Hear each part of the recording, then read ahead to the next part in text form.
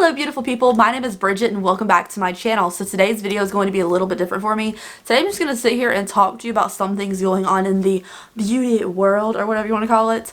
This is not a drama video, I'm not trying to stir up any drama. I just want to sit here and talk about some things that are going on, specifically with Boxycharm and everything. So let's do that. I don't have a real good intro for this at all, but let's do that.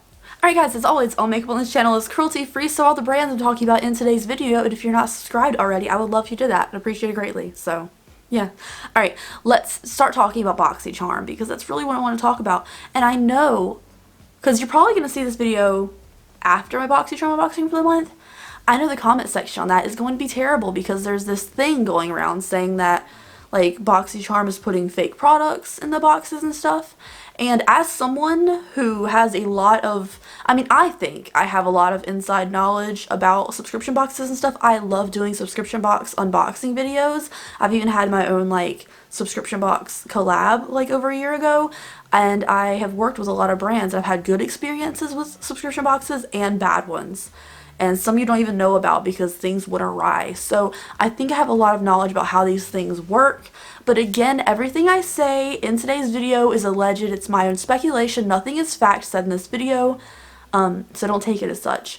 However, there's a speculation going around because of this video from Not So Evil Stepmother's channel. And a lot of you guys sent me this video. And I did not reply to any messages that were sent to me about this video because it's so inconsistent that I cannot believe anything. And it's not because of her. I don't feel like her reason for putting this video out was anything malicious whatsoever. She seems nice. It is the source of this information that is to not be trusted whatsoever, and everything in that video did not add up and make sense. So the whole thing is people are saying that Boxycharm is putting fake products or China-made products into their boxes. First of all, nothing wrong with something being made in China. If it is sold in a Chinese retail store, it has to be animal tested, which does not make the product cruelty-free. But if something like Morphe or something is made in China and just shipped over here, it doesn't have to be tested on animals, so it is cruelty-free, which is something a lot of people are saying, like, oh my god, these products are fake, they're made in China, they're not cruelty-free. That is not true. So the thing is, people are saying the Storybook cosmetics that we got in the December Boxycharm and like a big one for Boxy Luxe are not real. So these Instagram DMs between a different subscription box that cannot be trusted if it is the one that people have speculated that it is, because this box is a nightmare. I have blocked their accounts on my Instagram and I've had the owner message me, still trying to get me to do a follow-up to this. And I will not answer the messages. I will not do another video, free exposure, for a company that totally denied everything. So, if it is that box, and I don't know for 100% that it is, I don't know where these DMs came from, but it's from a different subscription box, saying that the Boxycharm Storybook Cosmetics boxes were made by Storybook Cosmetics, the packaging, and the shadows were made in China. So they're saying that Boxycharm was sent this outer packaging empty, and then when they got the pallets empty, they made some China shadows and stuck them in the packaging and called it Storybook Cosmetics product. First of all, that seems like a lot of back and forth. They would just make the whole thing in China, right? The package, Storybook Cosmetics is supposed to be a made in USA products. It's not. It's not. It says on the back it's made in PRC, and it may be because this is a Boxycharm exclusive product, they decided to take it to a different manufacturer, not their local US made factory, which is fine, honestly. If it's a Boxycharm exclusive and you're not advertising, look at this made in the USA palette we have in the box, I don't think that's false advertising, but I do think it's weird on the brand's part to allow that. If you still want everything to be made in the USA, just give Boxycharm a price for this. So Boxycharm apparently didn't want to pay for the price of this palette to be made by them, so they paid for the outer packaging, made their own shadows, and stuck them in here. That logistically doesn't make sense. This video allegedly had proof that there is a Boxycharm factory in China that makes these products for the boxes. There is no proof. that happens. If a brand wants to smack their name on something not made in their regular factory, they have every right to do so. Is it weird? Is it kind of and iffy? Yes, but I don't think that's Boxycharm's fault. That's Storybook Cosmetics' fault for allowing that to happen. So apparently Boxycharm and Storybook Cosmetics had this deal, and blah blah blah, they have exclusive palettes in the box. But this other box wanted Storybook Cosmetics in their January box, and that didn't go through, so I guess the other box decided to blackmail Boxycharm and Storybook Cosmetics and release DMs. That's not very professional at all, I must say. But the thing I have an issue with is Storybook Cosmetics is a huge company. They are in Ulta's everywhere. I think they were in Sephora. No, they're in Ulta. And they have a lot of sales, like Jeffree Star, Tati. Everyone reviews the Storybook Cosmetics palette, especially like the Mean Girls palette and stuff. So this is a big indie brand. It's a big indie brand. It is in Ulta stores. It is ran by a set of triplets, but you are not going to tell me that one of the triplets did a Boxycharm deal behind the rest, or a Boxycharm or another subscription box deal behind the other two's back and got away with it with all that money involved and making new palettes. I don't think that makes any sense at all. And if they did, the brand shady. The brand shady. I don't know. Both the brand and the other subscription box releasing like receipts or whatever with the DMs. I don't think a big company like Storybook Cosmetics is going to have one of the three owners of the company Instagram DMing receipts. I don't think your business communication is going to be through Instagram DMs on your personal Instagram. I don't see that as being normal. Now, there is always been speculation that the products you were getting in Boxycharm are not the same quality as the rest of the products. We've heard people saying that, like, the Farsali and the Suic'de London things are made with different ingredients that are on their website. And a lot of people have said that's reformulated, or they update the ingredient list on their website, and I don't know anything about that. However, if a brand wants to put something in a subscription box, they give the subscription box a list of products they're willing to put into a box, and you get to pick from that list of products, and it tells you how much it would be per unit for that to go into the box.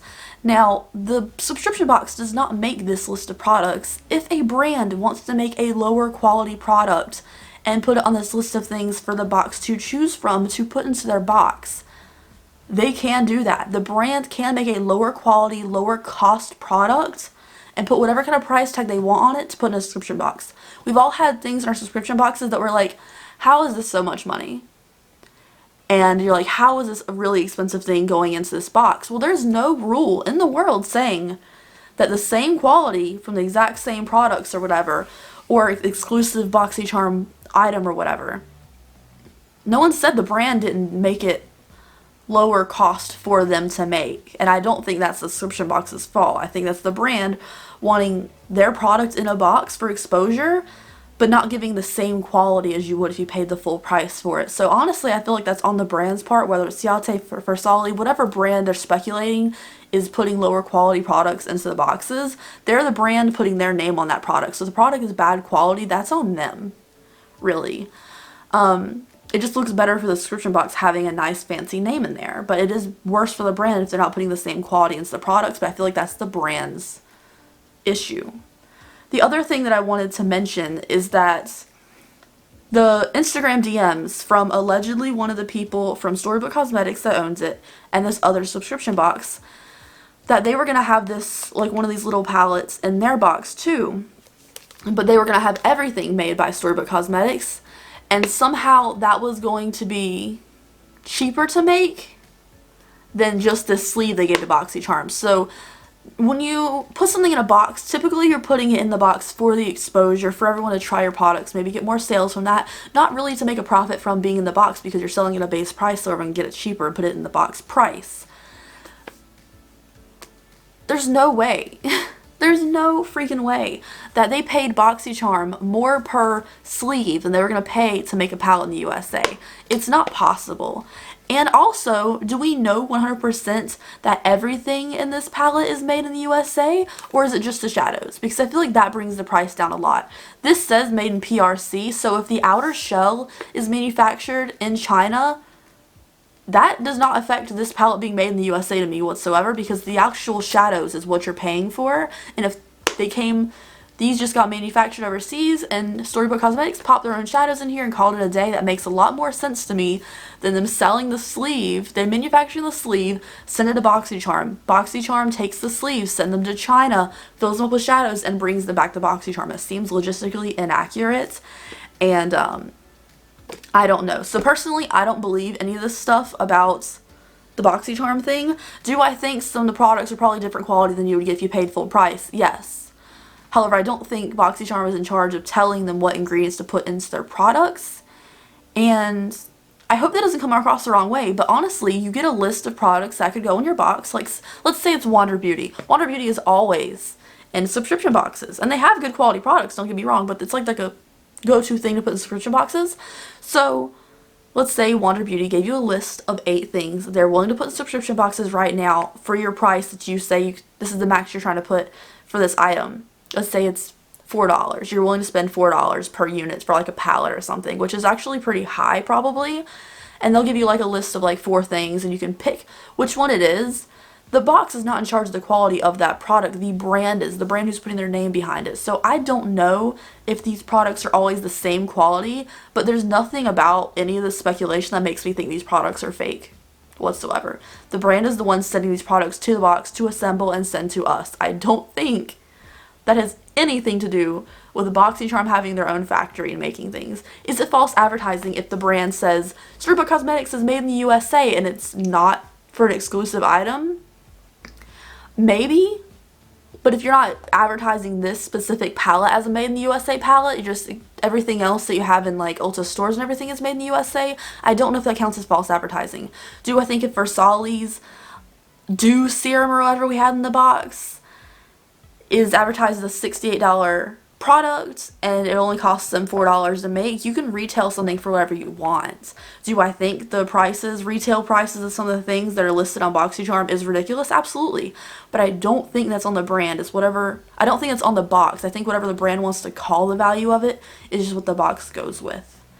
So that's my thought on the whole Boxycharm situation. I could be wrong about this, I don't know, but honestly, any inconsistencies with the products, I feel like it's on the brand putting their name behind it. So, I don't know. And there's no proof of Boxycharm having their own factory, so I'm not sure, but let's move on to the next thing I want to talk about, which is the new Jaclyn Hill palette. Okay, so Jaclyn Hill recently came back to YouTube. I feel like every time someone says Jaclyn Hill just came back to YouTube, it's kind of like, oh, she made a video, even though she's supposed to be a YouTuber. So that's a thing. And she was like talking about how people are talking about her face changing, what she went through this year, all of her changes and stuff. And I listened to that video and I was like, oh, I kind of get it. You know, like, things must have been really hard. Like, you kind of had this launch, you did not, I mean, like, when you talk about the furry lipsticks and everything, things did not go according to plan, and I don't think she was overseeing that project enough to even be held accountable for it, so it is on her that this launch with the lipsticks went awry. However, I do feel bad with her talking about being depressed and alcoholism and everything else. I do feel bad about that, but then it came to the end of the video and she was like, I just need you guys to buy my new collab. I was like, what? I thought this one video was going to be a video telling us an update, and I felt for her. I felt for her a lot until it came to the part where it's like, I know it's bad timing, but I have a new collab, and I'm like, oh my gosh. Here's the issue I have. She said she's not in control of when this product launches. It's been pushed back enough, like too much already, so it can't be pushed back more. That's not the issue I have. The issue I have is the fact that she couldn't film a couple videos before she announced she has a new product. Like, people say Jaclyn Hill comes out back to YouTube to sell something, and she even knows that's like a stereotype people have for her, and she did it. Like, she's even like, I know people say I come back to YouTube to sell something, but could you please support my new collab? Like, I don't get it. I don't get it. Now, do I feel for her with anything she's going through? Absolutely. People go through things, and your mental state is absolutely the most important thing. However, if you look at the campaign photos, we notice she looks different, and I don't care about how she looks. She looks fine all the time. This is not about her appearance whatsoever. But people are saying that it looks like she did a year ago. So this product's like photo campaign was taken over a year ago. So how old are these products that are being pushed out now? And I don't know. I don't know. But she could have filmed some videos or something before she announced a new collab, you know?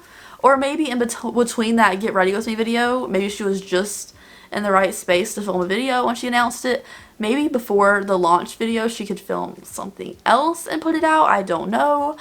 I just feel like it is a very silly kind of deal every time she comes back on YouTube. Or it's damage control, because she has a lot of failed launches. And I do think it sucks if all your products fail. That sucks. Like, you're putting all the effort into it. I get it, that sucks. However, at one point or another, when are we going to say that she's not a YouTuber anymore? And I know, because I'm talking about Jaclyn Hill and it's not the most popular light, people are going to hate me for this. However, she is just selling products. And there's nothing wrong with selling products. If I had a product, I would want to sell it too. Absolutely, of course. But that's not the only reason to come back to the internet. I feel like it's very manipulative. I do like the palette that she's coming out with, that people are saying Morphe leaked this. Someone said they bought this palette off of OfferUp and wanted stuff to look like fake or whatever, and it turned out to be the real palette. So that could be true. Maybe she was trying to figure out if it was fake or whatever, but people are saying Morphe leaked this because leaks mean people are like, oh my god, look at this, look at this, look at this, before it's actually announced, and it causes more stir up about it. And I think the palette's very beautiful, and I would be willing to review it if you guys want to see that. I'm not a huge fan of like big bulky palettes or supporting people who don't, I guess, act like they care about being on YouTube, but the palette's very pretty. I know people are going to ask for reviews, so if you want one, let me know. But the palette is beautiful. The palette color scheme is pretty. I think it's very Jaclyn. She wears, or she did wear when she was doing videos a lot more often, like a nice red smoky eye. I see that for her. So the palette color scheme does make a lot of sense. And I think the palette's pretty. But it's just not the time for that at all. So I think it's very weird that she comes back to YouTube to sell things every time. And I don't want to say she's a terrible person because I don't know her. But it seems to be very... Jaclyn can sell anything.